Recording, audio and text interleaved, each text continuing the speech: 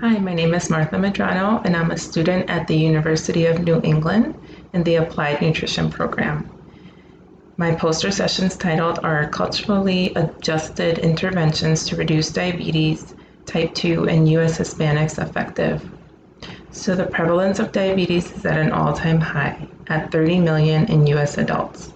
The Diabetes Prevention Trial of 2002 found that lifestyle interventions help prevent or delay diabetes type 2 onset. Health disparities still exist in minority and lower socioeconomic groups. U.S. Hispanics have an almost double risk of progressing to diabetes than non-Hispanic whites. Through the literature, it is noted that U.S. Hispanics have unique learning needs. I explore if cultural adaptations of the diabetes prevention program are effective in lowering diabetes type 2 risk. So join me next time for a full presentation of this study.